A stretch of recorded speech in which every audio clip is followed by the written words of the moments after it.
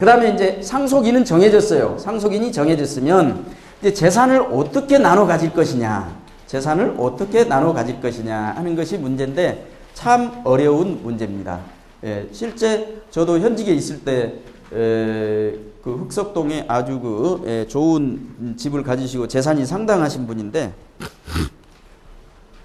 자녀들이 셋째를 아들이 셋인데 셋째 아들을 밖에서 낳았어, 밖에서. 그리고 이거 출생 신고해서 이건 올려놨어요, 호적에. 그러니까 상속인이죠. 수완이 얼마나 좋던지 셋째가 큰형만 빼고 나머지 형제 자매를 남매를 다 포섭을 해갖고 큰형을 아주 나쁜 사람으로 만들어서 자기들끼리 재산을 협의 분할하고 큰형 재산을 뺏어가고 막 이랬어요. 실제로 칼을 들고 와서 형 살고 있는 아파트 등기권리증 문서, 이적 문서. 그래서 나중에 이제 저희들이 조사를 다 하면서 당신 아버지는 이렇게 형이 재산을 빼돌릴 만큼 그런 재산이 없다. 돈이 있으면 다 부동산에 투자를 했고 이랬지. 은행 우리가 조회한 거, 조사한 기록을 다 갖다가 이제 셋째를 제외한 나머지 형제들한테 다 해명을 해줬죠, 우리가. 저희는 다 보니까. 그래서 나중에 오해는 풀렸는데 큰아들이 집에를 안 오니까 어머니는 어쩌겠어요. 예. 3년 되는 시점에 그 건강하시던 어머니가 돌아가시더라고요. 돌아가셔. 예. 집안이 그렇게 되는 거예요. 재산 갖고. 그래서 재산 나눠 갖는 방법, 이거 아주 중요합니다. 아이들이 어렸을 때 아버지가 돌아가시면 뭐 어머니 뜻대로 하니까 문제가 안 되는데 또 아이들이 결혼하기 전까지는 괜찮아요. 성이 다른 사람이 옆에 한 명씩 붙어 있을 때 이게 이제 골치 아픈 거야. 아이고 아니 실제 형제끼리는 또 예를 들어서 우리 여기 다 누나들인데 누나들은 친정에 남동생이 뭐 조금 아버지도 어머니도 모셔야 되고 제사 차례도 모셔야 되고 장남이고 그러니까 남동생 좀 더 가져가라고 대부분 다 그렇게 생각하잖아요. 야 너나 나나 똑같은데 1대1이야. 그런 누나가 어딨어. 없어요. 특히 여기는 한 명도 없어. 그런 누나는. 예. 더 주려고 그러는데 자꾸 옆에서 성이 다른 사람이 매형이 그러는 거예요. 며느리가 여보 큰 집은 우리보다 훨씬 부자잖아. 근데 법대로 하면 큰아버지 댁도 일이고 우리도 일이래. 누가 몰라 이 사람아? 그러니까 뭘 어째? 그거 똑같이 갖자고. 쓸데없는 소리 하지 마. 형님은 지금 어머니도 모셔야 되고 제사 차례도 모셔야 되고 우리 집 장남인데 쓸데없는 소리 한다고 그래요.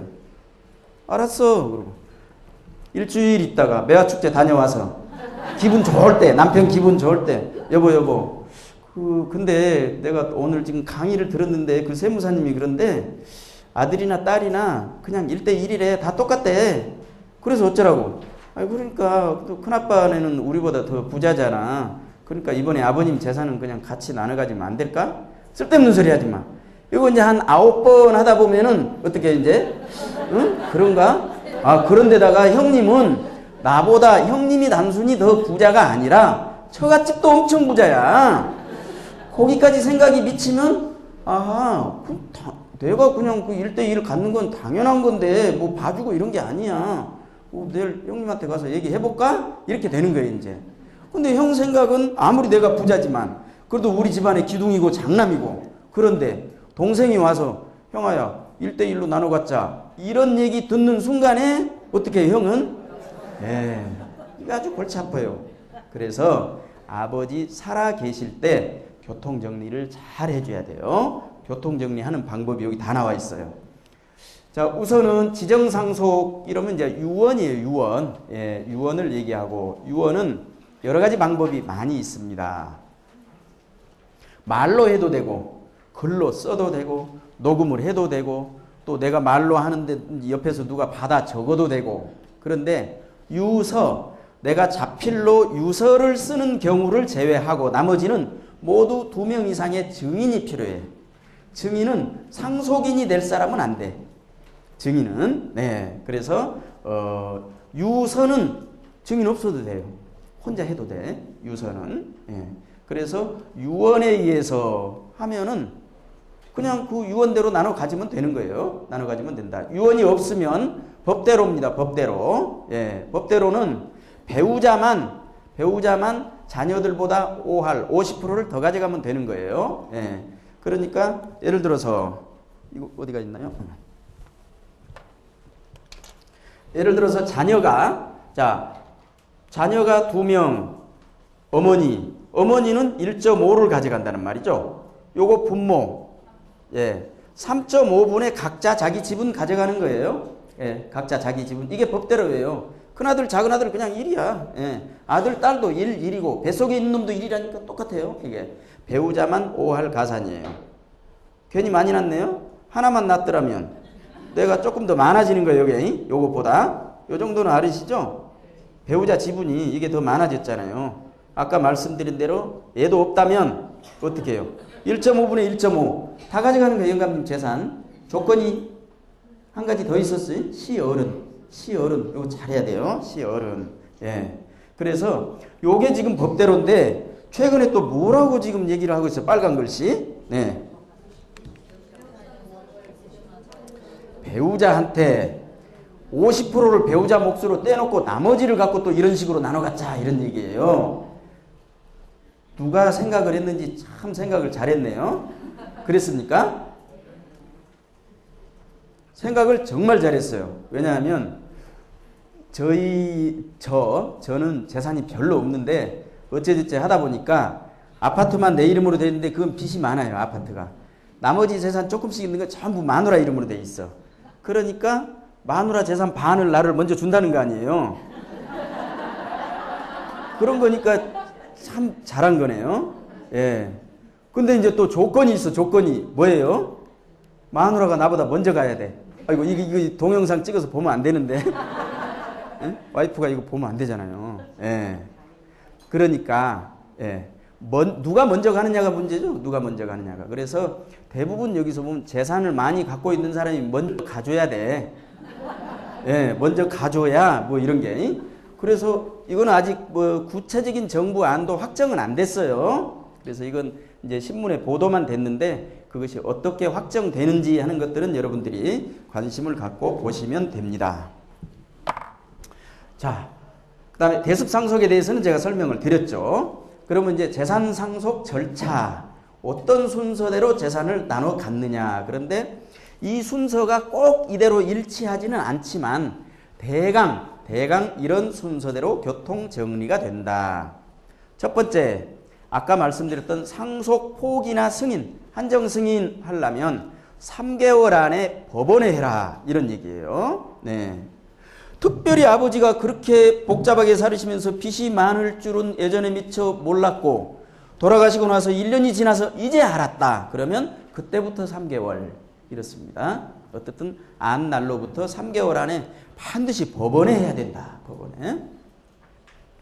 그 다음에 아버지 살아계실 때 아버지께 잘 보여서 미리 재산 증여받은 거 이걸 특별수익분이라고 그래.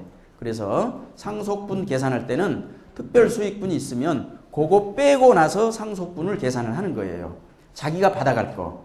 그런데 이미 많이 가져갔다. 그러면 가져갈 게 없는 거예요. 심지어는 토해내는 규정도 있어요. 미리 아버지한테 많이 받아놓은 거. 미리 챙겨놓은 거. 네. 그 다음에 이제 기업은 우선 상속이라고 하는데 작년엔가 또 그 법원에서 저기 나왔습니다. 네. 돌아가신 분이 이 재산을 지키고 또 재산을 늘리고 하는데 지대한 공이 있는 상속인 그 기여를 많이 했다. 그 기여분이 있으면 그걸 우선 먼저 빼고 그 사람 몫으로 빼고 나머지 갖고 나눠 가져라 이런 얘기인데 누가 빼주나요? 인정을 해주냐고. 원래 이 얘기는 우리 이 민법에 이게 이런 게 들어오기 전에 실제 있었었어요. 그런 일이. 그때 그 판결 내린 재판장님이 누구신지 굉장히 존경스러운 분인데요. 아버지 재산이 30억이 됐어. 30억짜리가 있어요. 아버지 이름으로 됐어. 어머니가 일찍 돌아가셨어. 남매인데 누나가 아버지가 이제 무슨 그 장사를 하시는데 누나가 이제 가장이 돼서 살림 다 하면서 아버지 이거 다 아버지는 맨날 이제 어머니 생각만 하면서 동네 가서 가평 잡막걸리만 잡수고 이랬어요. 그럼 내가 좋아하는 거니까 선전해 주는 거네 그거. 막걸리만 잡수는데 장사도 살림도 다 누나가 했어. 아버지가 돌아가셨어요. 그 둘이 이제 재산을 나눠 갖자. 누나야, 우리 재산 나눠 갖자. 그러는 거예요. 예, 재산 나눠 갖자. 그러는데, 왜 저래요? 이런 것도 있어요? 오랫동안 이걸 안 쓰면, 놔둡시다, 그러면. 네. 그런데 조금, 네. 그래서, 근데 우리 누나는 어쩐다고요? 지가 말 안 해도, 절반 이상은 줘요. 말 안 해도. 그런데, 누나야, 우리 재산 나눠 갖자. 그러는데 그 순간에 갑자기 누가 생각나요? 요 침대 같이 쓴 요 올케가 생각나는 거야. 틀림없이 애 소행일 거야. 응? 내 동생은 이 정도 능력이 안 돼. 나눠 갖자. 누나가 이제 그때 이제 열 받은 거예요. 아니, 지가 가만히 있어 내가 반 줄 텐데, 응? 절반 줄 텐데 이렇게 얘기하니까 그래? 내가 지금 어떻게 해서 이 재산을 모았는데 아버지는 막걸리만 잡수는데 내가 장사하고 내가 살림하고 해서 이렇게 일궈놨는데 니께 반이라고? 택도 없어 이놈아. 예. 그래서 어떻게 했어요? 존경하는 재판장님한테 갔어. 이 법이 지금은 법에 들어와 있어요. 근데 민법에 그런 규정이 없을 때예요. 없을 때. 그랬더니 정말로 존경하는 재판장님이 아하, 누나 그런 게 다 이제 증인도 있고 다 하죠. 누나가 이 기여한 공이 절반 이상 돼. 그런데 요거 절반, 요거 누나 걸로 떼놓고 나머지 요거 갖고 반 나눠 가져. 이렇게 판결을 내린 거예요. 그래서 누나가 기여를 했다 이런 얘기죠. 기여분 우선 상속제도예요. 다른 상속인들이 얘가 누나가 그랬으니까 이거 절반 누나 가져. 그리고 나머지 요거 하자. 이렇게 하면 간단하죠. 싸울 일이 없죠. 이렇게 안 하니까 어떻게 한다고요 또? 존경하는 재판장님한테 갈 수밖에 없어요. 그래서 재판장님이 정해준 대로 기여분을 우선 빼고 나머지를 갖고 나눠 갖는다 이런 얘기입니다. 예. 야 임마 돌아가야지. 이거 뭐 됐네. 예. 그 다음에 이제 교통정리가 기여분까지 되면 그 다음에 유언이 있느냐? 유언. 예, 유언은 아까 말씀드린 바와 같이 말로 해도 되고 글로 써도 되고 다 되는데 특히 유서는 조심하셔야 돼요. 유서는 유언의 내용을 자필로 적고 예. 그 다음에 작성 날짜를 기재하고 서명 날인을 해야 돼. 그래야 유서로서 효력이 있는 거예요. 유서로서 효력이 있다. 제가 실명을 얘기하는 것은 신문에 난 얘기예요. 예. 한 4, 5년 전에 아버지가 돌아가셔서 다 이제 장례를 마치고 집에 왔는데 갑자기 연세대학교 재단에서 나왔습니다. 슬픔이 얼마나 크십니까? 아니 아버지가 돌아가셨는데 연세대학교 재단에서 와서 뭐 슬픔이 크냐고. 이게 뭐 염장 지르는 것도 아니고 유언장을 하나 딱 내놓으면서 아버지께서 전 재산을 우리 학교 재단에 기부를 하셨습니다. 슬픔이 크시겠지만 재산 이전 절차를 이행하시죠. 이게 무슨 슬픔이야. 열받는 얘기지. 두고 가세요. 두고 갔어. 보냈어요. 예, 실제 있는 일이 신문에 났다니까요. 예. 두고 가세요. 잠이 옵니까? 변호사 친구한테 이제 전화해. 야야야. 기가 막힌 일이다 있다고. 무슨 일인데? 아니 세상에 아버지가 그 아무 말씀도 없으시고 전 재산을 학교에다 줘버렸단다. 그래? 뭐 어떻게 줬대? 유서를 한 장 가져왔네? 그래? 유서 좀 팩스 보내봐. 몇 번으로? 보내. 응. 5분 있다 전화 써. 5분 있다가. 야야 걱정하지 마라. 내 재산 내가 찾아줄게. 그거 안 줘도 된다. 야야 농담하지 마. 나 지금 속상해 죽겠는데 무슨 농담 아니야. 재산 찾아줄게. 술 사지? 사. 그건 제가 지어서 하는 말이고. 뭐냐? 내 재산을 귀 재단에다가 다 기부하겠소. 재산 목록 1, 2, 3, 4, 5 다 했어. 뭐 2000 몇 년 몇 월 며칠 홍길동 사인하면 안 된다니까. 날인 도장을 찍어. 도장이 빠졌어. 도장이 워드로 치면 안 돼요. 자필로 써야 돼. 유언장 이렇게 해서. 예. 도장이 빠졌어.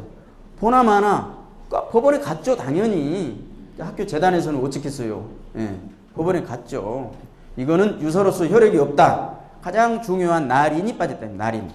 다 쓸 때까지는 내가. 그러니까 이게 아버지가 정말로 자기는 준다 하고 말만 하고 실제는 자식들한테 주고 싶어서 도장을 안 찍은 거야. 도장을. 내가 자식들 교육은 그 정도는 시켜놨지.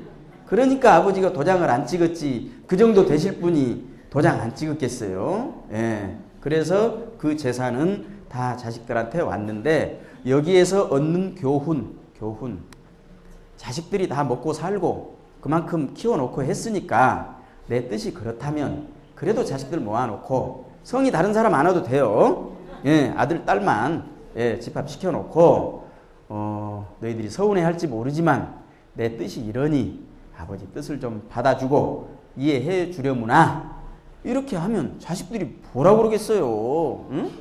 할 말이 없잖아요. 예, 아버지 뜻이 그러시면 그렇게 하시죠. 이렇게 하지. 거기서 누가 안 됩니다 한다고 안 됩니까 그게? 예, 아버지 뜻대로 가는 거예요. 그래서 그 절차가 물론 당신은 뭐 어떤 깊은 생각이 있으셨겠죠. 예, 그렇지만 결정적으로 또 도장을 안 찍고 이렇게 해주시니까 당연히 재산은 이건 소송거리가 안 되는 거예요. 사실은 예, 재산은 가져왔다. 그래서 유언이 굉장히 중요하다. 그 다음에 자, 유언이 있든지 없든지 유언이 있더라도 우리가 아버지 뜻하고 다르게 우리끼리 협의만 되면 아버지 뜻하고 다르게 얼마든지 나눠 가질 수 있는 거예요. 예, 협의 분할입니다. 협의 분할. 협의 분할은 제일 큰 조건이 상속인 전체 만장일치예요. 만장일치.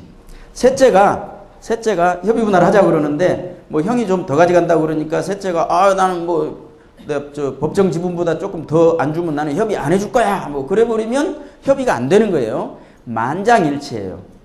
만장일치만 되면 어떻게 나눠 가져도 여기서는 증여세 양도세 문제가 안 생긴다. 어떻게? 한 사람한테 몰아줘도 되고 이거 따로따로 나눠 가져도 되고 두 명씩 묶어 가져도 되고 네. 특정인은 아예 안 가져도 되고 전혀 문제가 안 돼. 그러니까 협의 분할 제도에서 상속세는 나중에 설명드리겠지만 또 절세 테크닉도 나오고 협의 분할을 어떻게 하는 것이 재산을 관리하기가 용이한가 이런 것도 다 생각을 해야 돼요. 예, 생각을 해서 협의 분할을 해야 된다. 그래서 최초에 6개월 안에 최초 협의 분할을 할 때 신중하게 해야 돼요. 다 해놓고 나니까 등기까지 다 끝났는데 셋째가 남자분도 몇 분 계시던데 셋째 계시면 죄송해요. 예, 악역을 맡아야 돼. 내가 둘째니까 둘째라고는 얘기할 수가 없고 셋째는 계속 아버지 속만 썩이는 거예요 지금. 예, 아버지 속만 썩이는 거예요. 네. 셋째가 다 협의분할 다 끝나고 등기 끝났는데 가만히 술 한잔 먹고 생각하니까 아까 형님 자기도 나보다 재산도 많은데 복이 많아갖고 처갓집도 재산이 많아요 지금. 그러니까 어느 날 형이 너무 많이 가져갔는데 술 먹고 가서 형한테 가서 막 이제 소리 지르고 형 너무 많이 가져가 서운해 어쩌고 했고 다시 되돌려 받았다 일부를 그러면 증여나 양도세 문제가 생기는 거예요. 그러니까 처음 협의 분할할 때 잘해야 된다 그런 얘기예요. 네. 그 다음에 협의가 다 잘 되죠. 예, 여러분들 집안은 뭐 아무 이상 없이 협의가 다 잘 될 거지만 여러분 옆집부터는 이제 달라. 위아래 집부터는 협의 안 돼요. 왜?